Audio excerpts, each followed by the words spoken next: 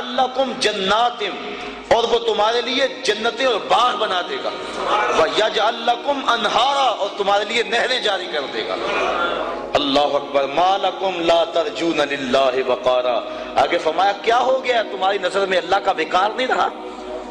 یعنی جس سے مانگنا ہے اس سے مانگ نہیں رہے، اور جو دیتا نہیں اس کے سامنے ہاتھ پھیلا رہے ہو۔ جب سحری کا وقت ہوتا ہے نا، سحری کا وقت، تو اللہ کی رحمتیں قریب آ جاتی ہیں۔ حدیث میں آتا ہے، آواز آتی ہے، حل من مسترزقن، کوئی رزق مانگنے والا ہے میں اس کی جھولی بھر دوں۔ حل من مستغفرن، کوئی بخشش مانگنے والا ہے میں اس کے گناہ معاف کر دوں۔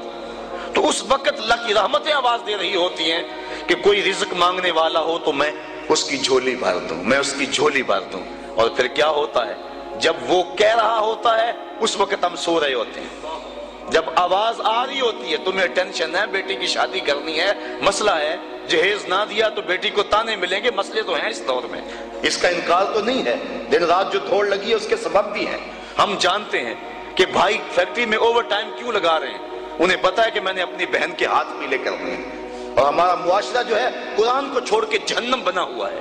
آج بیٹے والا مطالبہ کرتا ہے کہ جو ہے مجھے یہ دیا جائے، مصیبت تو بنی ہوئی ہے، لیکن اب کیا کیا جائے، اس کے لیے ٹینشن موجود ہے، لیکن ہم ذرائع استعمال کرتے ہیں، اس کے لیے محنت کرتے ہیں، کوشش کرتے ہیں، لیکن جو دینے والا ہے جب وہ پکار رہا ہے اس وقت کیوں سوئے ہوئے ہیں؟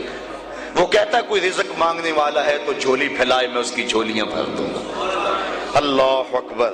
تو اللہ کے حضور جب بندہ طلب کرتا ہے تو اللہ تعالیٰ بندوں کے اٹھے ہوئے ہاتھوں میں اپنی رحمتوں کی برسات کر دیتا ہے۔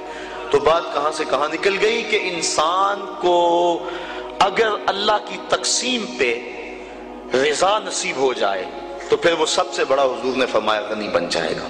اس کے لیے زندگی کی مشکل ختم ہو جائے گی، ورنہ کروڑوں اربوں خربوں روپے بھی ہوں لیکن اس کو تسکین قلب نصیب نہیں ہوگی۔ اور جب بندہ اللہ کی رضا پہ راضی ہوگا بس اس کو زندگی میں بہاریں نصیب ہو جائیں گی۔ میں اچھی طرح جانتا ہوں ایک شخص، تو ہمارا پیر بھائی بھی ہے، وہ بہت اعلیٰ عہدے پہ براجمان تھا وہ، لیکن اس محکمے میں حالات ایسے تھے، وہ ایسے چکر میں آ گیا کہ اس کو وہ کام چھوڑنا پڑا۔ اب وہ لوہے کی ڈھلائی والی بھٹی پہ کام کرتا ہے، اور تقریباً 20-25 کلومیٹر کے قریب فاصلہ ہے جو سائیکل پہ آتا جاتا ہے۔ تو میں نے ایک دن اسے پوچھا، میں نے کہا کہ اچھی ٹھاٹ باٹ کی نوکری تھی اور آپ نے چھوڑ کے اس کو اختیار کر لیا، اب صبح جاتے ہو، آج کل سردیاں بھی ہیں، نہر کا کنارہ ہے جہاں چل کے اسے جانا پڑتا ہے، تو مشکل تو بڑی ہوتی ہوگی۔ کہنے لگا اس میں اللہ نے میرے لیے لذتیں ہی بڑی رکھ دی، اور اللہ تعالیٰ اس کو زندگی عطا فرمائے۔ انسان جب اللہ کی رضا کے لیے کسی کام کا آغاز کرتا ہے اور گناہ کو چھوڑتا ہے، اللہ اس کے نیک کام کے اندر برکت ڈال دیتا ہے۔ کثرت اور چیز ہے، برکت اور چیز ہے۔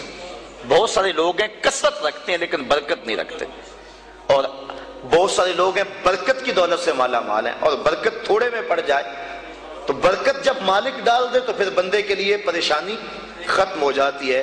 اور آج ہمارے کٹھن حالات پیدا ہوئے، یہ کیوں ہوئے ہیں؟ اس کی ایک اور وجہ ہے جو آپ کے سامنے عرض کرنا چاہتا ہوں۔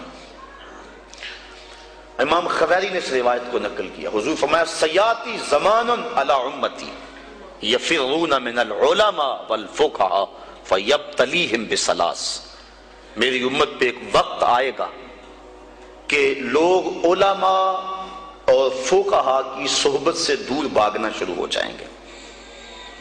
فَيَبْتَلِيهِمْ بِثَلَاثٍ، تو اللہ تعالیٰ ان کو 3 طرح سے آزمائے گا۔ جب لوگوں کی حالت یہ ہوگی کہ اچھے لوگوں کی سنگت صحبت اختیار کرنا چھوڑ دیں گے، 3 آزمائشیں ان پہ نازل ہوں گی۔ پہلی آزمائش یہی، جس کے لیے آج کے مضمون کا سارا رخ ہی مڑ گیا، لیکن چلو یہ بھی ضروری باتیں میں آپ کی گوش گزار کر رہا ہوں۔ یرفع البرکۃ من کسبہم، پہلی بات یہی کہ ان کے کسب سے، کاروبار سے، مال سے برکت اٹھا لی جائے گی۔ پہلی نحوست علماء کی صحبت سے دور بھاگنے کی وجہ سے ان کو جو ملے گی۔ دوسری نحوست، ان کے اوپر ظالم حکمران مسلط کر دیے جائیں گے۔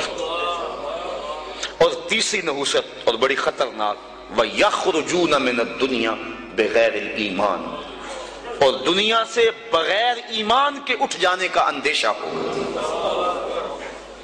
اور آج دیکھ لیں، یہ بات بھی درست ہے کہ آج وہ علماء کم ہیں جن علماء کی صحبت میں بیٹھ کے اللہ کا قرب ملتا ہے۔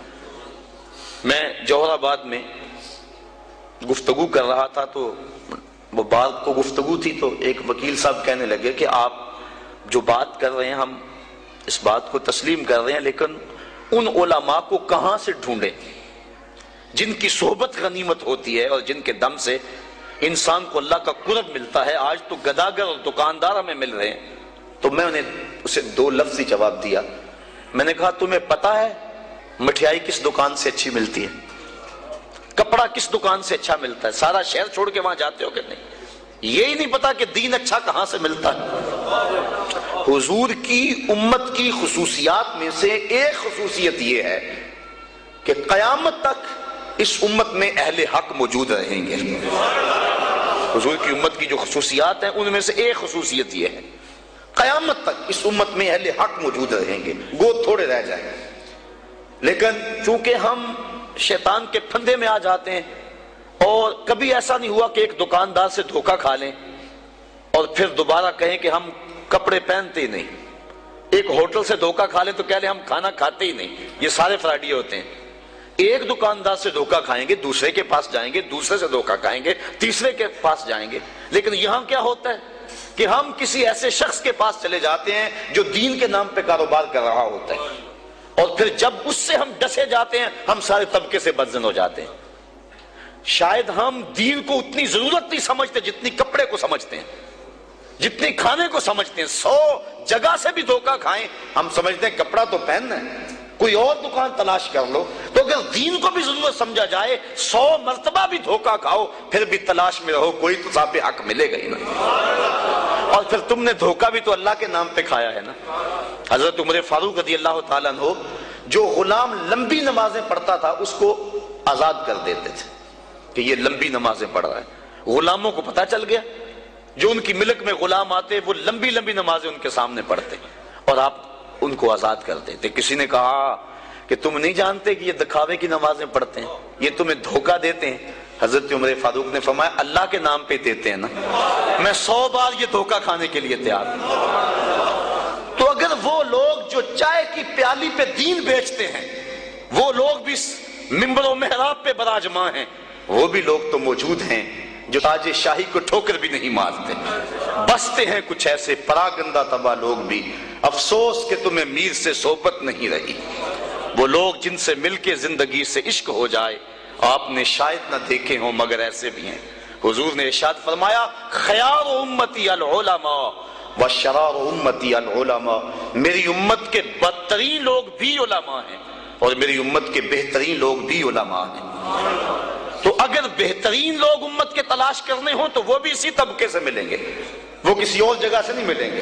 اور اگر بدترین لوگ وہ بھی اس طبقے میں موجود ہیں، ہم بدترین کو دیکھتے ہیں پھر اس طبقے سے بدزن ہو جائے، اور نتیجہ کیا کہ ہم آہستہ آہستہ اس جگہ پہ پہنچ جاتے ہیں کہ علماء کی صحبت سے نفرت شروع ہو گئی، جس کے نتیجے کے اندر یہ 3 مصیبتیں ہمارے اوپر نازل ہوئی۔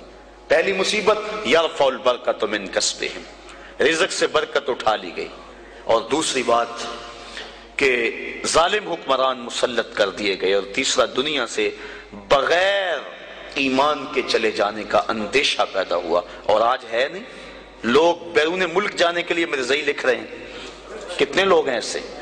ایمان کا سودا کرنا تو بڑا آسان ہو گیا اس دور کے اندر، چائے کی پیالی پہ لوگ دین بیچ رہے ہیں، کیا کچھ نہیں ہو رہا ہے۔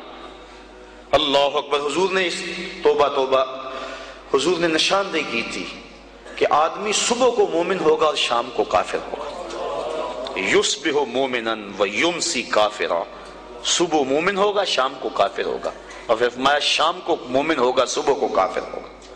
لا یبقى من الاسلام الا اسمہ ولا یبقى من القرآن الا رسمہ مساجدہم عامرۃ وہی خراب من الہدى۔ وقت آئے گا کہ قرآن صرف رسم کے طور پہ پڑھا جائے گا، اسلام صرف نام کا رہ جائے گا، مسجدیں زیب و زینت کے لحاظ سے تو آباد ہوں گی لیکن ہدایت کے نور سے خالی ہوں گی۔ جس دور کی نشاندہی کی گئی تھی کیا وہ اب دور موجود نہیں ہے؟ امام غزالی فرماتے ہیں جس دور کی نشاندہی اللہ کے رسول نے کی ہے، آج سے صدیوں قبل امام غزالی ہوئے ہیں، فرماتے ہیں وہ میرا دور ہے۔ امام غزالی فرماتے ہیں جس دور فتنہ کی نشاندہی حضور نے کی ہے وہ میرا دور ہے، اور یہ دور جس سے ہم گزر رہے ہیں یہ دور کیسا ہے؟ آج کیا ہو رہا ہے؟ حدود اللہ کو پامال نہیں کیا جا رہا، اسمبلیوں کے غنڈے اور بدماش